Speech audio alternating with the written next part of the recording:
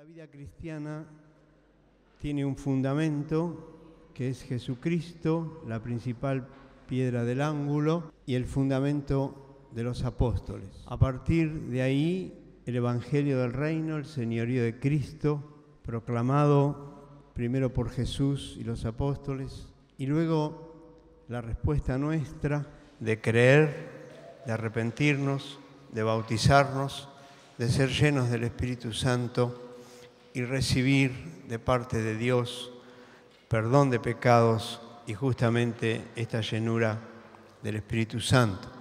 Y decimos que eso es el fundamento de nuestra vida cristiana, el fundamento de nuestra fe.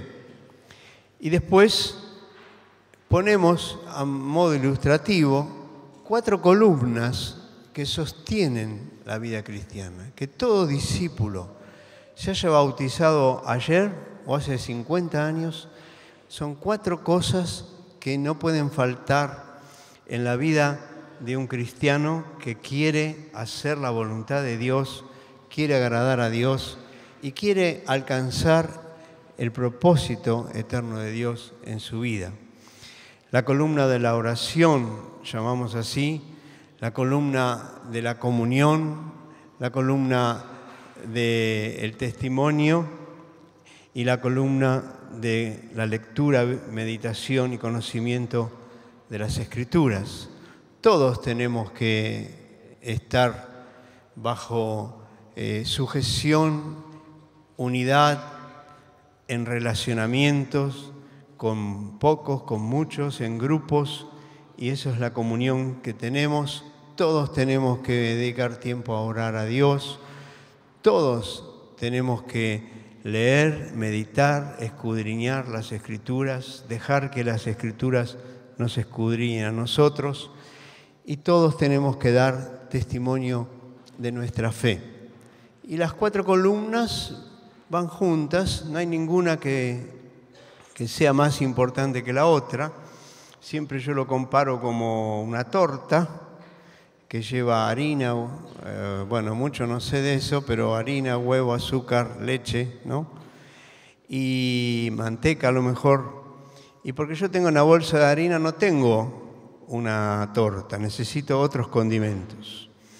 Y algunos dicen, no, yo me dedico a la oración. No, todos tenemos que hacer estas 4 cosas y tienen que estar armonizando nuestra vida espiritual. Y en este repaso de las 4 columnas, para muchos en nuestra comunidad es la primera vez que lo están escuchando, tenemos el contenido y tenemos la práctica para poder llevar a cabo lo que estamos enseñando según las Escrituras. Así que estuvimos mucho hablando con el ayuno como parte de la oración, mucho hablando sobre la palabra, incentivando especialmente a los jóvenes a leer las Escrituras. Hoy se está perdiendo un poco esa costumbre. Los aparatitos estos que todos tenemos en las manos nos están sacando la buena costumbre de leer libros y, por supuesto, las Sagradas Escrituras. Y también estamos preparando el tema sobre el testimonio, dar testimonio de nuestra fe. Y bueno, estos son 4 lecciones o 4 charlas de más de 1 hora, y yo lo que quiero ahora es hablarles un poquito de eso porque es en lo que estamos metidos. Y en cuanto me invitaron, yo en mi corazón estaba seguro que tenía que hablar de esto, lo sentí como algo que venía de parte del Señor.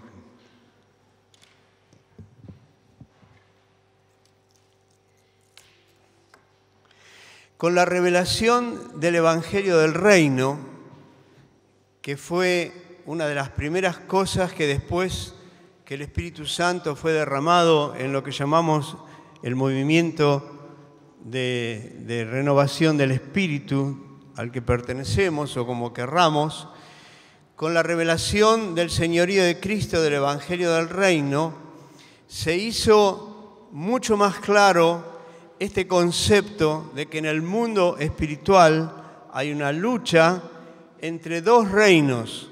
El reino que Jesús vino a traer cuando comenzó su ministerio, que fue el reino de Dios, el gobierno de Dios, la autoridad de Dios, la posibilidad, la buena noticia de que los que estaban en el otro reino, que la Biblia lo llama el reino de las tinieblas, el reino de Satanás, para tener la posibilidad de salir de este reino y entrar al reino de Jesucristo, al reino de Dios, y estar bajo el gobierno de Él.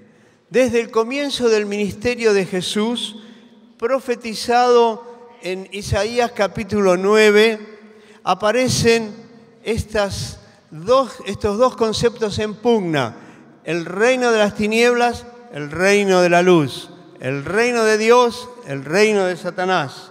Cuando Jesús comienza su ministerio, nos dice varios pasajes, pero yo leo Mateo, usa la profecía de Isaías capítulo 9 y dice que cuando Jesús oyó que Juan estaba preso, volvió a Galilea y dejando a Nazaret, donde vivía, vino y habitó en Capernaum, una ciudad marítima en la región de Zabulón y de Neftalí.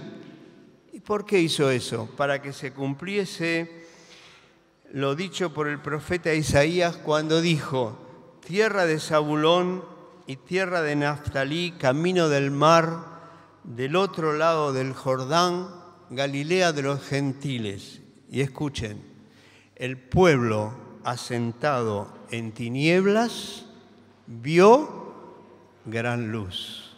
Aparece Jesús, el pueblo asentado en tinieblas vio gran luz. Y los asentados en región de sombra de muerte, luz les resplandeció. ¿Por qué? Porque las tinieblas es muerte espiritual, es ceguera. Y aparece la luz, que es Jesús, y se cumple con el comienzo del ministerio lo que estaba profetizado, que este pueblo que estaba cegado por las tinieblas, que estaba asentado, dice, en tinieblas, acomodado en medio de las tinieblas. Ahora vamos a hablar un poco más qué significa eso. Vio gran luz porque se juntaron los dos reinos y Jesús se metió en el reino de las tinieblas para iluminar y para traer la vida. Juan, cuando está hablando acerca del ministerio de Jesús, ustedes saben que Juan es el que más nos explica lo que Jesús enseñaba, cómo lo enseñaba, dónde lo enseñaba. Más se mete en la enseñanza en sí que en los acontecimientos que seguían a Cristo. Y él dice: esta es la condenación, que la luz, Jesús, que la luz vino al mundo y los hombres amaron más las tinieblas que la luz, porque sus obras eran malas. Las tinieblas, región de muerte y de maldad. En las tinieblas las obras son malas. Y los hombres amaron más esto, aunque la luz vino al mundo. Porque todo aquel que hace lo malo aborrece la luz y no viene a la luz para que sus obras no sean reprendidas. Hay cantidad y cantidad de pasajes en los evangelios hablado por Jesús, en el libro de los Hechos, contado por Lucas y en las cartas apostólicas. Continuamente aparece esto: la luz, las tinieblas y la luz y las tinieblas. Jesús dice en Juan 6, les habló a los judíos y les dijo: yo soy la luz del mundo. Él se presentó como la luz, porque en el reino de Dios, en el reino de la luz que se contrapone al de las tinieblas, Jesús es el rey, es el Kyrios, es el amo, es el que gobierna. Y dice, yo soy la luz del mundo, el que me sigue no andará en tinieblas. Me sigue a mí, no va a andar en tinieblas, sino que tendrá la luz de la vida. En el reino de la luz está la vida verdadera. La vida verdadera para este mundo, para esta tierra, la vida verdadera para la eternidad. En Juan 12, otro de los pasajes, yo tomé unos pocos, Jesús dice, yo, hablando del mismo, la luz, he venido al mundo para que todo aquel que cree en mí no permanezca en tinieblas. Luz, tinieblas y luz, tinieblas y luz, todo el tiempo. Hay muchísimos pasajes más. Si ustedes quieren hacer un ejercicio, cuando leen los evangelios, señalen las veces que aparece en las Escrituras que hay un reino que es de las tinieblas y otro reino que es el reino de Dios. En el libro de los Hechos, Pablo cuenta su conversión varias veces y en Hechos 26, cuando se presenta y dice que cayó por una luz que lo cegó y ahí en tierra, Jesús, Señor, ¿qué quieres que haga? Jesús mismo le habló y le dijo por qué lo estaba llamando, por qué lo estaba buscando, qué quería hacer con él, cuál era el ministerio específico que le había asignado. Y dice que Jesús le dijo, y ahora te envío a los gentiles, a los no judíos, al resto del mundo conocido en aquel momento. ¿Para qué? Para que abras sus ojos, para que se conviertan de las tinieblas a la luz, de la potestad de Satanás a Dios, para que reciban por la fe que es en mí perdón de pecados y herencia entre los santificados. Pablo, yo te llamo para que hagas una obra concreta, para que vayas a anunciar el reino de Dios y alumbres los ojos de aquellos que están ciegos por las tinieblas. En las tinieblas es oscuridad total, es muy difícil ver. Hace muchos años tuvimos una experiencia que estábamos con mi esposa y los chicos en un casamiento de un pariente y se cortó la luz, pero no se cortó la luz en el salón, se cortó la luz en el mundo porque fue un corte que abarcó todo y era una noche nublada y la oscuridad era total. Y cuando se cortó la luz y todos quedamos así, lo primero que uno hace es buscar algo, tocar algo para ubicarse dónde estoy, qué pasa.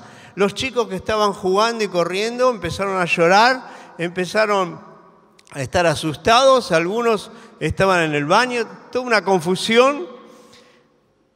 Y era muy poco lo que podíamos hacer, porque cuando uno está en tinieblas es consciente solamente de sí mismo. No puede ni ver la necesidad de otro, ni ayudar. Y Jesús le pide a Pablo que vaya, que predique y que abra los ojos. ¿Para qué?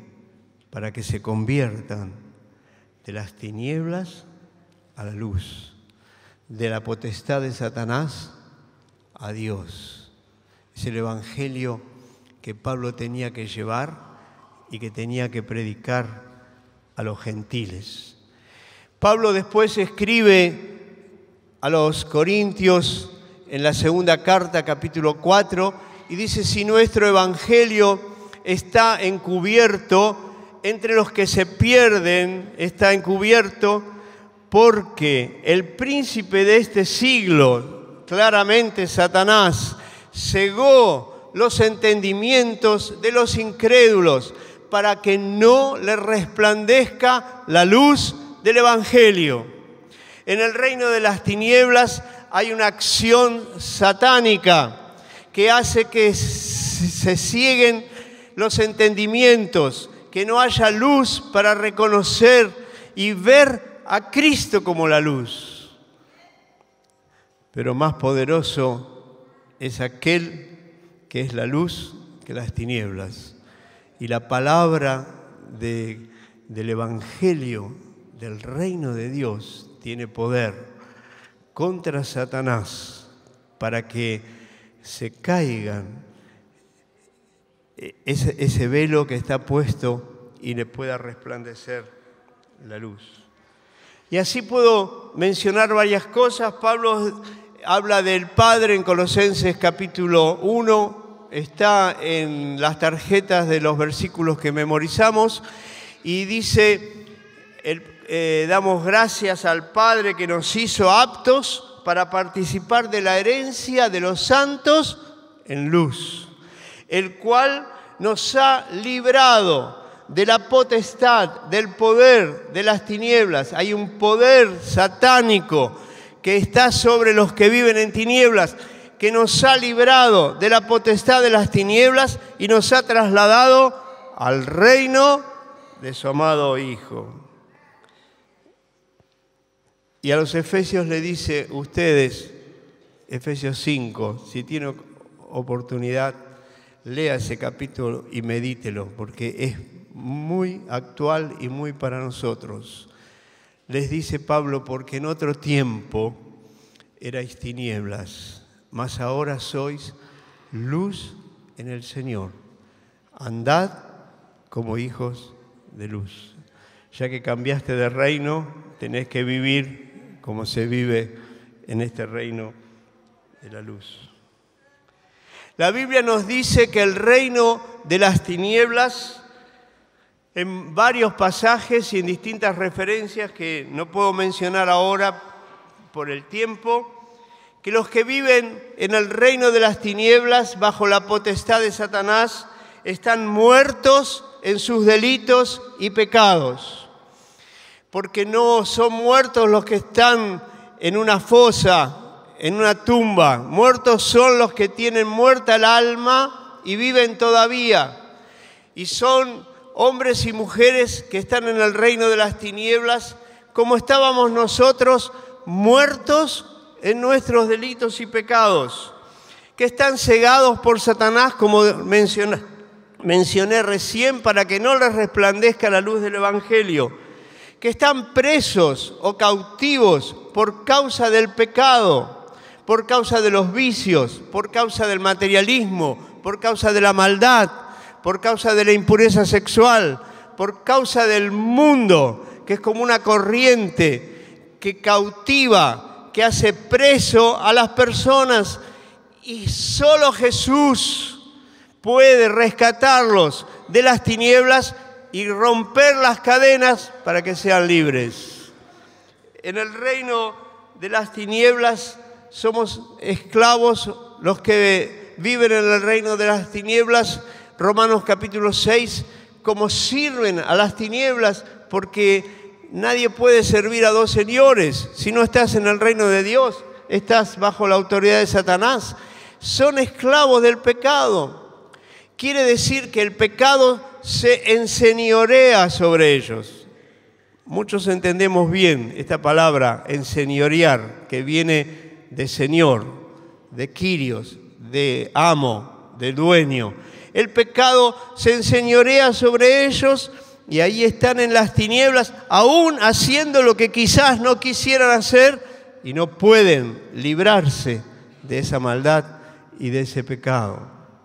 En Romanos capítulo 28, el apóstol Pablo hace una exposición de cómo se vive y por qué en el reino de las tinieblas. No puedo leer todo el capítulo, pero leo solamente una parte para que ustedes vean la descripción bíblica de la vida de los que viven en el reino de las tinieblas. Primero quiero hacer mención a Pedro.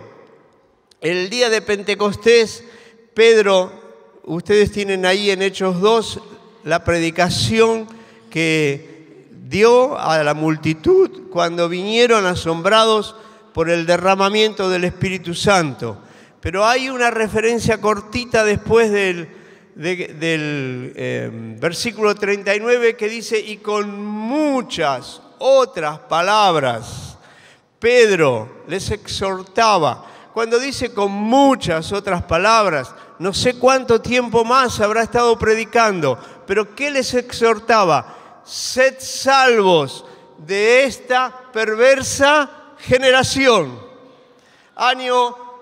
El primer siglo, pocos días después que Jesús había muerto, resucitado y ascendido a la gloria. A esa generación los apóstoles las describen perversa generación. El pecado no se inventó en el siglo XXI ni en el siglo XX. El pecado viene desde Adán y Eva y la perversión siempre existió. Quizá, si me permiten, como Jesús dijo, en los últimos tiempos se iba a multiplicar la maldad y no tengo duda que se está multiplicando. Y Pedro les leo un pedacito de lo que Pablo dice de esta generación. Como no aprobaron tener en cuenta a Dios, Dios los entregó a una mente reprobada para hacer cosas que no convienen. Y están atestados de toda injusticia. Este es el reino de las tinieblas.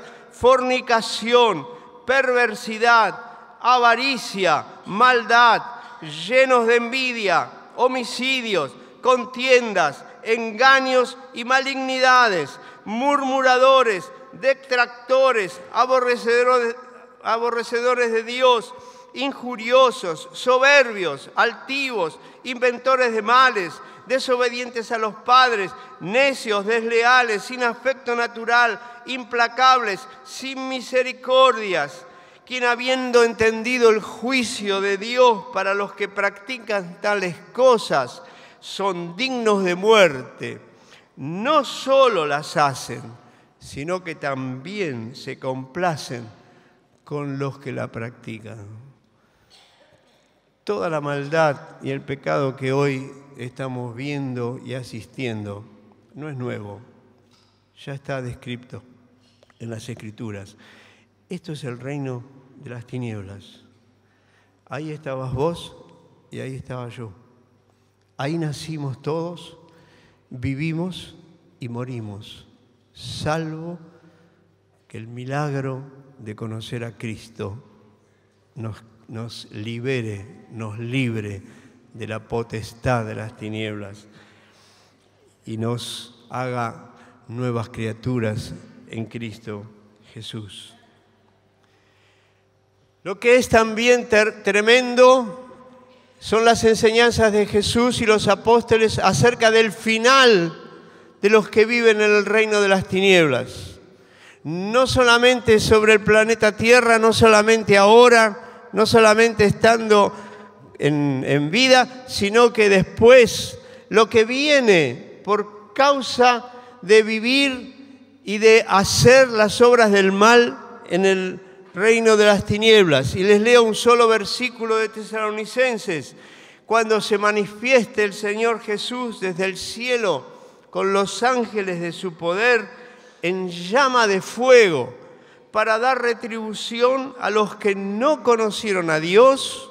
Estos son los que nunca escucharon el Evangelio, no conocieron a Dios, ni obedecen el Evangelio de nuestro Señor Jesucristo, los cuales sufrirán penas de eterna perdición, excluidos de la presencia del Señor y de la gloria de su poder.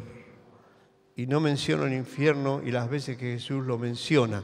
Si usted quiere conocer qué es y cómo es el infierno, no pierda mucho tiempo con el Antiguo Testamento y las cartas apostólicas. Estudie lo que Jesús dijo, las advertencias. Nadie habló tanto de eso como Jesús. Pero Dios, que es grande en misericordia, por su gran amor con que nos amó, nos dio vida juntamente con Él. ¿Y cómo nos dio las vidas? nos sacó, nos libró, nos vio en pecado y por su amor y su misericordia nos trasladó al reino de su amado Hijo. Y ahora estamos aquí en el reino de Dios hablando del desastre que es el reino de las tinieblas. ¿Y qué vas a hacer? ¿Qué vas a hacer? Vamos a seguir diciendo gracias que no soy como estos. No, te voy a decir algo tremendo, tremendo, tremendo. Dios no quiere que nadie se pierda. La voluntad de Dios es que todos los hombres vengan al arrepentimiento. La muerte de Cristo fue porque quiere rescatar a los que viven en tinieblas y trasladarlos a su reino, al reino de la luz. Y todo ese plan y toda la obra de Cristo, toda su muerte en la cruz, fue para venir a buscar y a salvar lo que se había perdido. Pero misteriosa e increíblemente, esa responsabilidad de llevar la palabra, de que las personas crean, que se arrepientan, que se bauticen y pasen de reino, se la dio a la iglesia. Te la dio a vos y me la dio a mí. Solo a Dios se le podía ocurrir semejante cosa. Que conociéndonos, ponga en nuestras manos el plan del propósito eterno que desde la eternidad estuvo en su corazón y que seamos nosotros constituidos por Dios para ir a las tinieblas y rescatar a los que se pierden y trasladarlo en el poder de Dios, en la gracia de Dios, al reino de su amado Hijo.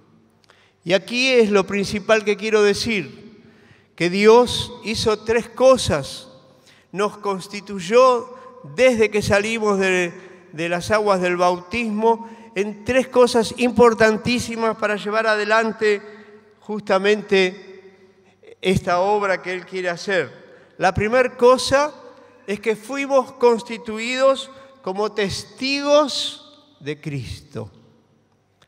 Y tenemos que, lo que yo quisiera hoy es abrir la mente y decir, tomemos conciencia, veámonos como Dios nos ve, actuemos como Dios nos hizo, nos encargó en Cristo.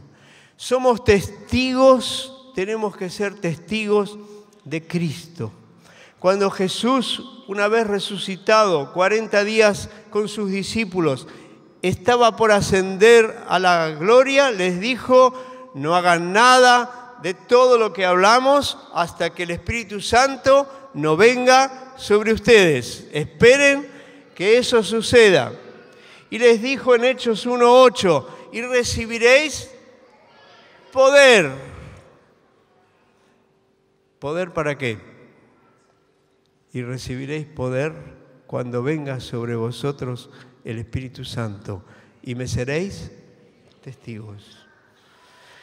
El bautismo del Espíritu Santo, el poder que recibimos de Dios, es una gloria, es una bendición. Y todo discípulo y todo aquel que fue trasladado de las tinieblas a la luz tiene que estar seguro de haber tenido esta experiencia del bautismo del Espíritu Santo, de haber recibido poder, de haber recibido lenguas, dones, manifestaciones.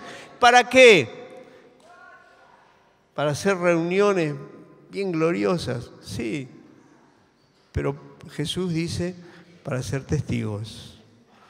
Cuando venga el Espíritu Santo y me seréis testigos. ¿En dónde? En Jerusalén, ahí donde están, en toda Samaria, la provincia, ayúdenme, en toda Judea, en Samaria y hasta lo último de la tierra. Si ustedes miran el mapa, Jesús dijo eso en Jerusalén, y lo último de la tierra, ¿a que no saben dónde queda? En Argentina, es lo más alejado que hay. Por supuesto, si vamos a Ushuaia, todavía más alejados. Y recibiréis poder para ser testigos. Un testigo es alguien que vio o vivió o tuvo una experiencia y la cuenta. No hay que estudiar teología, no hay que ir a un seminario, no hay que hacer ninguna cosa. Hay que decir sencillamente lo que me pasó, cómo vivía, cómo me sentía, la falta de paz, la angustia, la falta de metas, la esclavitud del pecado. Todos los que hemos sido trasladados al reino de Dios tenemos diferentes experiencias, tenemos diferentes pasados, diferentes pecados, pero todos al final hemos salido de ahí, hemos conocido a Cristo, la verdad se nos fue revelada, nos encontramos con Dios, creímos por la fe en la obra de Cristo y decidimos arrepentirnos de cómo vivíamos en tinieblas. Y eso nos trajo tal y tal y tal cosa y ahora soy de Cristo. Sí, pero, sí, muy lindo. Pero ¿por qué hay tanta maldad en el mundo? ¿Y por qué nacen chicos down? ¿Y por qué hay hambre en África? ¿Sabes lo que tenés que hacer cuando te predicás y te dicen eso? Tenés que poner cara de santo, porque somos santos además, y esperar. Y cuando termina, decir, no sé lo que vos me preguntás, no sé cómo contestarte, pero Cristo transformó mi vida. Nunca más fui el mismo. Lo que hacía malo lo dejé de hacer. El pecado que amaba lo aborrezco. Lo que aborrecía lo amo. Y es tu testimonio. Es lo que hay que decir y hacer. Jesús libera a un endemoniado gadareno. Estaba lleno de demonios, tanto que Jesús le pregunta a los demonios, ¿cómo te llamas? Y los demonios dicen legión. Una legión, técnicamente tenía una legión romana, 12.000 soldados. No sé cómo hacían para vivir tanto. Pero sí sé que cuando Jesús los reprendió y los sacó, fueron a un hato de cerdos, que eran como 2.000, que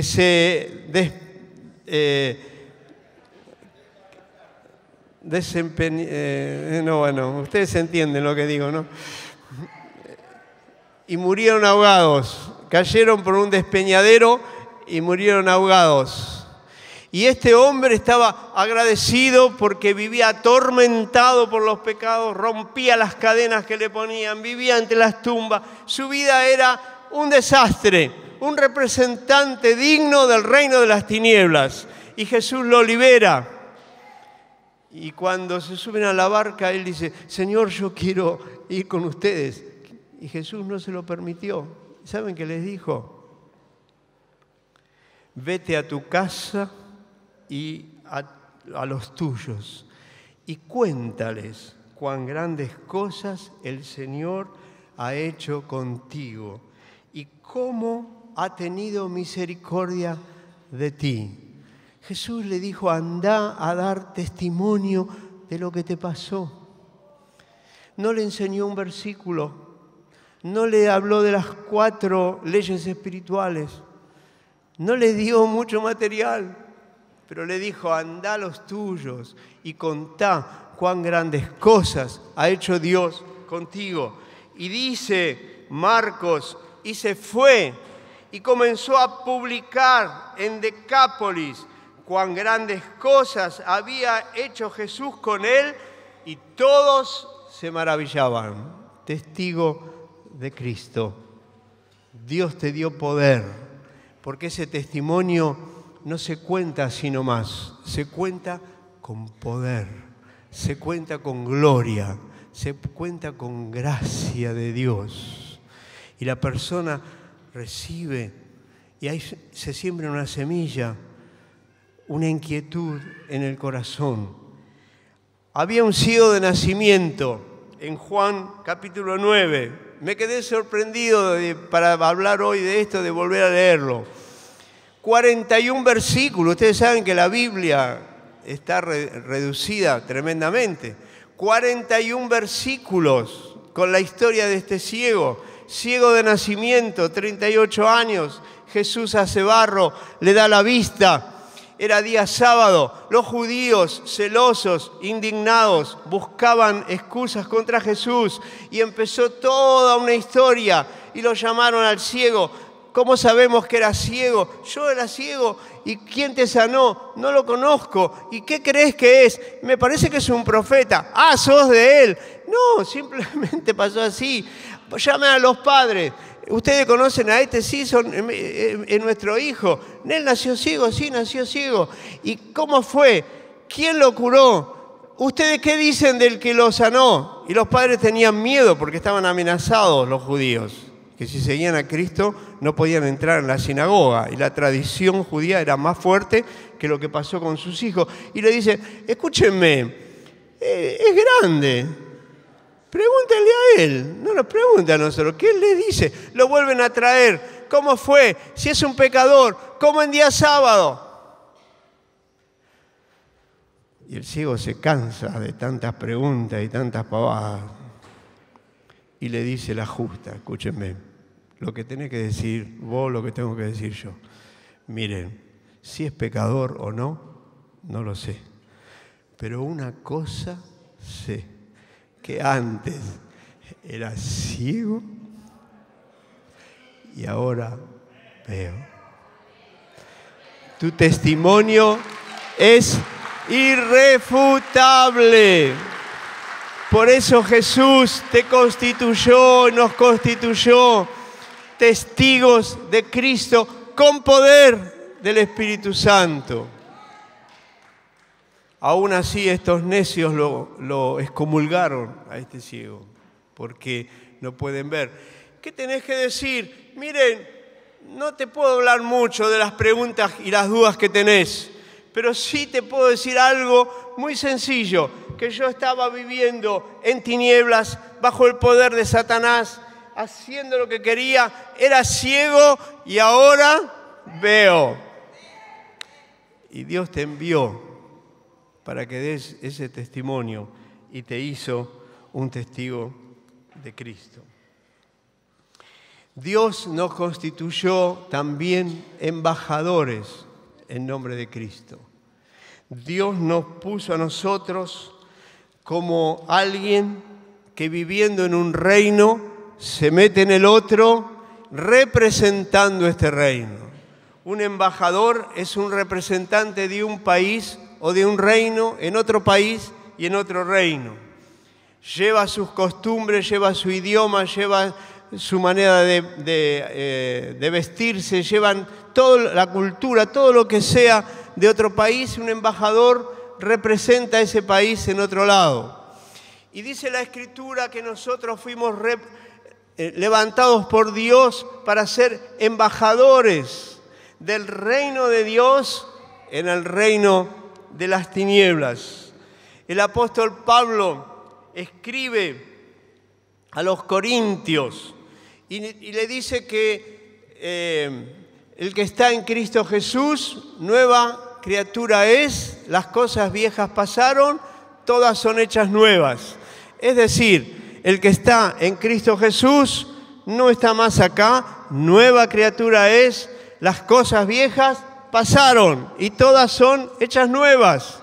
Es una nueva criatura. En realidad, en el original es creación, una nueva creación. Esta creación pecadora viene de Adán, esta del segundo Adán, que es Cristo.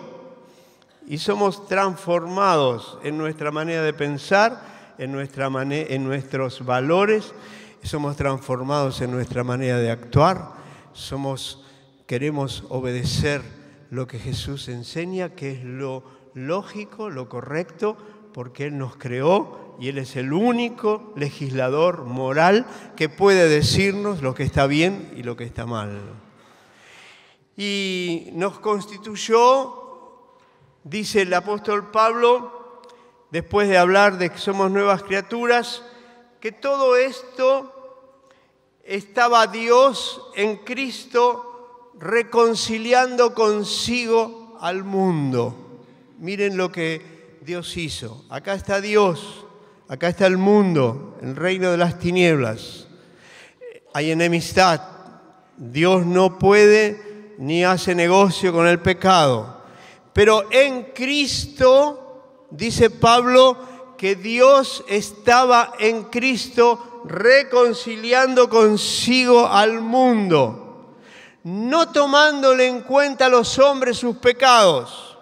Y esto lo explica el mismo pasaje, porque termina diciendo el versículo 21, al que no conoció pecado, por nosotros lo hizo pecado. ¿Cómo es que Dios reconcilia en Cristo a estos pecadores y no les toma en cuenta sus pecados? Porque los toma a estos pecados y los carga en su Hijo Jesucristo. Y el que no conoció pecado, por nosotros lo hizo pecados. Y no solamente no tomó en cuenta los pecados, sino que dice algo tremendo, y nos encargó a nosotros la palabra de la reconciliación. Lo que Dios hizo en Cristo para salvar a los pecadores está en boca de la Iglesia. Lo puso en nuestras manos, nos lo dio como un ministerio, dice Pablo, el ministerio de la reconciliación, el servicio de la reconciliación. Que Dios estaba en Cristo reconciliando consigo al mundo. Entonces, como conclusión, Pablo dice, así que somos embajadores en nombre de Cristo. Un embajador viene en nombre de su país, de su presidente, de su rey. Somos embajadores en el reino de las tinieblas en nombre de Cristo. Y agrega, como si Dios rogase por medio de nosotros. Claro, porque Dios quiere rogar a los que se pierden y nos manda a nosotros como embajadores, nos da a nosotros esa tarea. Como si Dios rogase por medio de nosotros, dice Pablo, os rogamos en nombre de Cristo, reconciliaos con Dios. Dios te constituyó como un testigo con poder y un embajador en nombre de Cristo. Acá vengo a decirte algo en nombre de Cristo. Amén. No vas en tu nombre, vas en el nombre de Cristo.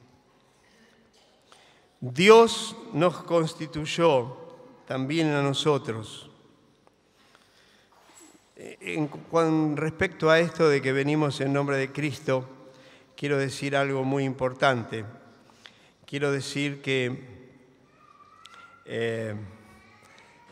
al ser embajadores en el reino de las tinieblas, en nombre de Cristo, no solamente el mensaje que damos, sino la conducta que llevamos representa el reino de Dios. No mentimos, no necesitamos la esclavitud de este mundo para vivir. El reino de las tinieblas es como una corriente, dice Pablo, la corriente de este mundo. Todos hacen lo mismo. Somos embajadores en nombre de Cristo porque en este reino no necesitamos ni la música, ni el vestuario, ni los valores, ni los entretenimientos, ni las redes sociales, ni la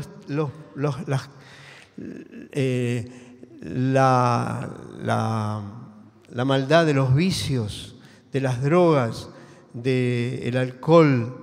No necesitamos el materialismo, no necesitamos nada. Somos del reino de la luz. Por eso la importancia de estudiar en Puerta, Camino y Meta los 10 pecados más comunes y tenerlos presentes. Porque estos pecados no nos corresponde a nosotros. Nos tenemos que alejar. Somos embajadores. Nuestra forma de vivir dice muchísimo más que lo que nosotros podemos decir. Somos embajadores de dos maneras.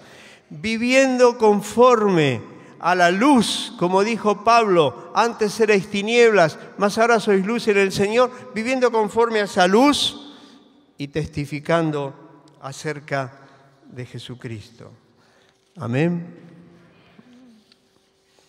Quiero decir la última cosa. Dios nos constituyó como sacerdotes para Dios. Al que nos amó, dice Apocalipsis, y nos lavó de nuestros pecados con su sangre y nos hizo reyes y sacerdotes. Cuando vos te bautizaste, saliste de ahí todo mojado, en el mundo espiritual Dios te vistió con ropaje sacerdotal. Te constituyó en un sacerdote para Dios. Un sacerdote es aquel que de alguna manera es un puente entre Dios y los hombres hasta que los hombres ellos mismos son constituidos sacerdotes. Este concepto que la Iglesia perdió con los siglos y que se hizo muy fuerte entre los católicos, los laicos y los sacerdotes y los que pertenecen a esa casta sacerdotal, que trató de involucrar, de resucitar del olvido la Reforma, no se logró totalmente. La Iglesia evangélica a través de los años también se fue desviando en ese concepto. Aún hoy, en algunos lados, están los siervos de Dios, los que están ahí en el ministerio y las ovejas. Pero el Espíritu Santo, cuando nos renovó, nos mostró claramente que todos somos sacerdotes. Todos fuimos constituidos por Dios. Y el que lo dice claramente y rompe con siglos de tradición judía, que ellos eran y tenían una casta sacerdotal, es Pedro, cuando les declara en su epístola, más vosotros, la primera epístola universal, más vosotros sois linaje escogido, real sacerdocio, pueblo santo, pueblo adquirido por Dios. Nos constituyó a todos sacerdotes. Y el sacerdote es aquel que toma a los perdidos, a los que están en el reino de las tinieblas, y los lleva delante de Dios y ruega por ellos, intercede por ellos. Tenemos un ministerio de intercesión por los perdidos.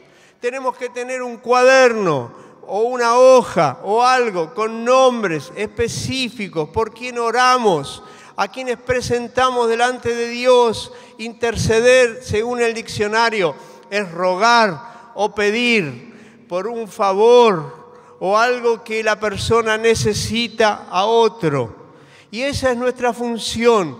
Y después tomamos a Dios, tomamos la obra de Cristo y la traemos a los pecadores.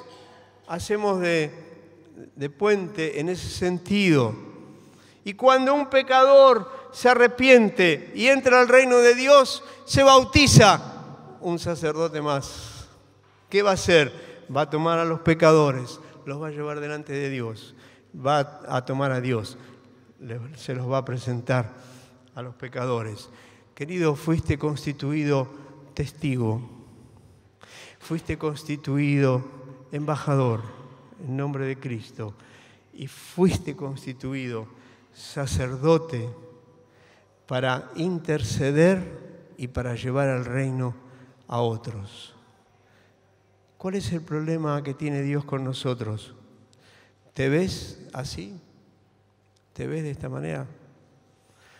¿O estás viviendo la vida cristiana como el perro que quiere morderse la cola, dando vuelta alrededor siempre de tus problemas, de tus dificultades, que te tengo una mala noticia, no se termina nunca? y que esto, y que me pasa aquello, que me pasa lo otro. Tenemos que atender con gracia y con la palabra y con el Espíritu Santo y con la oración todo problema que tengamos. Pero tenemos que saber que somos sacerdotes. Cuando salís de tu casa y pisás la vereda, salió un sacerdote. Estaba predicando esto hace como 10 o 12 años en el interior y había preguntas y alguien dice, ¿cómo puedo hacer? Porque yo salgo pero no me veo como un sacerdote. Y yo encontré la solución que se las doy a ustedes también para que la puedan poner en práctica. Andá a una de estas tiendas, ahí en la calle Mitre hay, que venden uniformes, comprate una sotana. Te la pones y salís con sotana. Entonces te vas a recordar vos, yo soy un sacerdote, tengo que dar testimonio, tengo que ser un representante del reino de Dios. ¿Dónde vamos a ser testigos, embajadores y sacerdotes? En el lugar donde estamos, en tu barrio, con los de tu familia que no conocen a Cristo, con tus amigos, en tu trabajo, en la universidad, en la escuela secundaria, en los contactos circunstanciales, en el almacén, en la panadería. ¿Dónde vas? Sacerdote, sacerdote en nombre de Cristo, sacerdote para llevar el reino de Dios. ¿Qué posibilidad tiene de salvarse esos que no conocen a Cristo y que te rodean continuamente? Porque ninguno de ustedes debe estar intercediendo, ni orando, ni ayunando por ninguno de mis vecinos, ni yo por ninguno de los tuyos. No los conocemos, pero sí Dios te los dio a vos. La única posibilidad, puede ser que haya otros, pero la principal, la única posibilidad, sos vos. Dios te puso a vos para que des testimonio, para que seas un embajador, para que te sientas un sacerdote que ruega y que lleva a Cristo a esa persona. Y tenés que ejercer esta función porque el Espíritu Santo te llenó y te dio poder para que lo puedas hacer. Termino diciendo que el apóstol Pablo describe el proceso de salvación magistralmente, pero está en toda la Biblia, en el ministerio de Jesús y en el ministerio de los apóstoles y en el libro de los Hechos. Y Pablo dice, miren, para que alguien sea salvo, tiene que invocar el nombre del Señor. Alguien está desesperado viviendo en tinieblas. Si invoca el nombre del Señor, es salvo. Si busca a Cristo, si cree en su obra, si se da cuenta que es un pecador, si se da cuenta que vive haciendo lo que se le da la gana, si se da cuenta que tiene que arrepentirse de esa actitud y aceptar a Cristo como el Kyrios, como el dueño, como el Señor, como el amo absoluto de su vida, es salvo, es salvo. Pero después empieza a preguntar Pablo, ¿y cómo pues invocarán a aquel en el cual no han creído? ¿Por qué la gente busca la macumba, la umbanda, la pirámide de poder? Porque hay propaganda de eso por todos lados. Y a buen hambre no hay pan duro. Y buscan algo que alivie la angustia, la falta de paz, la esclavitud en que se encuentran en el pecado. Y Pablo dice, ¿cómo invocarán a aquel en el cual no han creído? ¿Y cómo creerán en aquel de quien no han oído? ¿Y cómo oirán si no hay quien les predique? ¿Y cómo predicarán si no fueren enviados? ¡Cuán hermosos son los pies de los que anuncian la paz, de los que anuncian buenas nuevas! Aunque no todos obedecieron al Evangelio, como dice Isaías, pero la fe viene por el oír y el oír por la palabra de Dios. ¿Cuál es el proceso de salvación? Es así: pies que van, labios que hablan, Oído que oye, corazón que cree, una vida que invoca al nombre del Señor y es salvo. ¿Dónde nace el proceso de salvación de una persona? En nuestros pies, en nuestra boca. Jesús les deja como último encargo a sus discípulos: id y predicad el Evangelio a toda criatura. Tenés que ir. En Mateo lo dice diferente: id y haced discípulos en todas las naciones. Tenés que ir. Y en esto es glorificado mi Padre, en que vayáis y llevéis fruto. Es un fruto que se gana yendo. Y seréis mis discípulos. Termino leyendo un ejemplo bíblico de esto que me parece muy ilustrativo. Está en el libro de Hechos, escuchen el relato. Pasamos a Filipo, dice Lucas, contando el viaje misionero, que es la primera ciudad de la provincia de Macedonia y una colonia. Y estuvimos en aquella ciudad algunos días. Ahí estaban en Filipos. Los apóstoles, como estrategia, tenían: Pablo primero iba a la sinagoga, a veces meses. Cuando era rechazado, salía a los gentiles. Pero encuentra que en Filipos no hay sinagoga. Y los judíos que se juntaban a orar, los pocos que habían, lo hacían saliendo de la puerta de la ciudad a un río que estaba a unos 500 metros, que había un bosquecito. Y Pablo cuenta que llegaron a aquella ciudad y estuvieron algunos días.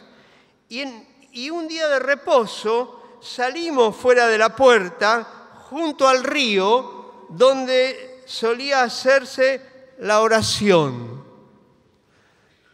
Gracias, Pablo.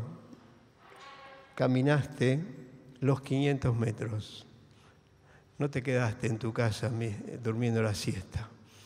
No te pusiste una novelita de Netflix. Caminaste. Tus pies fueron. Y salimos fuera de la puerta, junto al río donde solía hacerse la oración, y sentándonos, hablamos a las mujeres que se habían reunido. Gracias, Pablo, caminaste y abriste tu boca para hablar sobre el Evangelio, la buena nueva del reino de Dios. Entonces una mujer llamada Lidia, vendedora de púrpura de la ciudad de Tiatira, que adoraba a Dios, estaba oyendo. Gracias, Señor. Un oído que oye, pies que van, boca que habla, oído que oye. Y el Señor abrió el corazón de ella para que estuviese atenta a lo que Pablo decía. Gracias, Señor. El Espíritu Santo nos acompaña para que cuando demos la palabra, esa semilla tenga poder en la persona. El Espíritu Santo está presente. Vayan y hagan discípulos y yo estoy con ustedes todos los días. Y el Señor hizo que Lidia prestase mucha atención a lo que Pablo estaba diciendo. Pies que van, labios que hablan, oído que oye, el Señor actuando. ¿Y quieren que le diga lo que dice el próximo versículo? Que les tengo que decir que lo leí muchas veces y todas las veces me emocioné. El próximo versículo, con mucha simplicidad, dice: y cuando fue bautizada y su familia. ¿Se dan cuenta, hermanos? El Evangelio está en tus pies, el Evangelio está en tu boca, el Evangelio está en la oración, en la intercesión, en la convicción de que Dios te levantó como testigo, como embajador y como un sacerdote para que la palabra de Dios corra. Nosotros no convertimos a nadie, es el Espíritu Santo el que da vida nueva. Es Cristo actuando, pero nuestra intervención es indispensable. Es indispensable. Hudson Taylor fue a la China en el año 1850. Se empezaron a convertir y a convertir y a convertir chinos a Cristo. 400 congregaciones había en distintos lugares cuando él se murió. ¿Dios no amaba a los chinos? ¿Qué dicen ustedes? ¿Los amaba o no? Claro que los amaba, si Cristo murió por ellos. ¿Y por qué no se convirtieron antes? Porque faltaba pies que vayan. Un sacerdote que intercediera 3 años orando por China y una boca que hablara. Y el Señor confirmando la palabra y convirtiendo, rescatando, trasladando del reino de las tinieblas al reino de la luz a muchos. Gracias por escuchar.